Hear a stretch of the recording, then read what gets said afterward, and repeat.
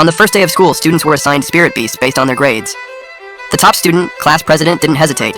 She picked the SSS-Rank 9-tailed phoenix. And me? Dead last, I got stuck with a single S-rank polar bear. But then the ice apocalypse hit. And because I'd bonded with my bear, I shared his innate skill, cold resistance. Meanwhile, the class president's 9-tailed fox never even got the chance to grow up, frozen to death on day 1. In the brutal cold, the class president teamed up with other students to ambush my bear, and cooked hot pot right in front of my face. I was so devastated I coughed up blood and died on the spot. When I opened my eyes again, I was back. The day spirit beasts were being handed out. I was just about to grab my bear like last time, when the class president suddenly screamed. She ran up to me, clutching a little white fox pup, and shoved it into my arms without a word. Then she reached into the box and picked up my lonely little polar bear. "The fox is yours, I want the bear." The whole class was shook. Even the homeroom teacher frowned. Because that white fox was literally the rarest pup in the whole batch. 80% ancient bloodline purity. Way stronger than a measly polar bear sitting at only 20% purity, with a low-tier species ranking. The teacher pulled Liu Ruyan aside. Choosing your bonded beast isn't something to joke about. This affects your entire growth ceiling. Liu Ruyan bit her lip, eyes all big and dough-like, and said with a straight face, "Xiao Yu needs this fox way more than I do. My grades are good. I'll grow fast no matter what I bond with. But Xiao Yu's cultivation talent is average. If he's stuck with a bear this weak in bloodline, his whole life is over." The class erupted in applause. Even the homeroom teacher gave an approving nod. Liu Ruyan, the most important thing in cultivation is your moral core. You have a truly pure heart. Even if your beast isn't the best, your future is limitless. Then she turned and frowned at me. "Why are you just standing there? Go thank Liu Ruyan." I blinked a couple times and held the fox back out. "No thanks. I actually like the bear." Liu Ruyan's eyes flickered with panic as she pulled the bear closer. "Xiao Yu, you don't have to test me. I genuinely want to swap." I wasn't buying it. I got up in her face. "Give me back my bear." But before I could finish, something bit my right hand. I looked down. It was the little white fox. Bright red blood welled up from the bite wound. Then the fox stuck out its tongue and started licking my skin, all tingly. I had just been force bonded by a white fox, and not just any bond, a blood contract, life and death together. The class booed at me, some saying to give the fox back to Liu Ruyan, others scrambling to bond with their own beasts. After sealing the contract with me, the fox went dizzy and fell fast asleep in my arms. I sat there red-faced, listening to everyone talk trash. What they didn't know was, I actually couldn't stand this fox. After getting force bonded, I had no choice but to swallow my pride and slink back to my seat under everyone's side eyes. Only I knew that this so-called prized fox would become completely useless deadweight in just half a month.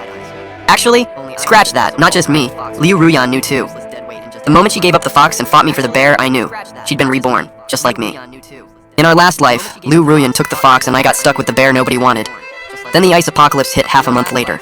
The entire world plunged into absolute zero, negative 50 degrees. High bloodline beasts like the white fox need way longer to mature than low-tier ones. So when the apocalypse hit, she was still just a nursing cub, and froze to death that very day. But my polar bear, raised with care, had already hit adolescence. At negative 50 degrees, the cold resistance we shared made me the most freeze-proof person in the entire apocalypse. Liu Ruyan lost it. She tried multiple times to lure my bear into breaking our bond and becoming her beast instead, but the bear refused every time. After getting rejected over and over, Liu Ruyan snapped. She spread the rumor that eating polar bear meat would give you cold resistance too. So on a supply run, she and a group of people ambushed me and my bear, killed us both, and used us as food. I stared at the bear with a heavy heart. We were so close in the last life, and now Liu Ruyan had just taken her from me. I could get over losing cold resistance. What I couldn't get over was thinking about my bear stuck with Liu Ruyan. Would she even get enough to eat? But then the bear slowly turned and looked right at me, eye contact. And that tiny little bear, barely bigger than a toy, blinked at me, twice. Not once, not 3 times, twice. My heart jumped. 2 blinks. That was our secret signal from the last life. It meant, "Don't worry, I got this." She was telling me, she'd been reborn too. I looked at Liu Ruyan and silently wished her good luck. She was gonna need it. Just because a bear looks all sweet and gentle doesn't mean she actually is. My eyes met the bear's in a quick, silent exchange. Then something warm and soft clamped onto my fingertip. I looked down. Turns out my pretty but useless white fox had woken up. A voice rang out, high and haughty, but still with that baby softness. "Human?" I poked the little fox. "Are you actually talking?" She let out a disdainful huff and flopped over lazily in my arms. I thought, I shouldn't just call her a white fox. I should be calling her Your Majesty. "My name is Lin Wan, and yeah, you can call me Your Majesty if you want." I flicked her on the head. "Kid, who taught you to be this extra?" Up at the front, the teacher started explaining how to draw a bonding array. Most spirit beasts are naturally prideful, so humans typically have to initiate the bond themselves. I just sat there stunned. If I hadn't seen it myself, I never would have believed a high and mighty white fox just force-bonded me. "Lin Wan," I asked, "why did you bond with me on your own?" Lin Wan wrinkled her nose. "That girl reeks. Liu Ruyan was literally the school's most popular girl. Guys were always saying she smelled amazing. Linwan wasn't having it. That's because they're blind. They can't smell a rotten soul. I teased her. What about me then? She buried her face deeper into my chest, trying to play it cool. You're fine. Kind of sweet, actually. That's when it clicked. I finally got why Linwan force-bonded me. When you're a slice of cake about to get tossed in a dumpster, you run. When I got bored, I'd tug on her ears or poke her belly. Linwan got so fed up she teared up and turned away, completely done with me. Meanwhile, back in the classroom, Liu Ruyan finished drawing her bonding array first. A smug little smile crossed her face as she initiated the bond with my bear. The array wrapped around the bear and started spinning fast, but the bear quietly channeled her spiritual energy and made 2 tiny edits to the array. A regular equal rights bond silently became a master-servant contract, except the bear was the master, and Liu Ruyan was the servant. It was an array formation me and the bear had discovered together in some ruins during a training run, and now she was using it to trap Liu Ruyan.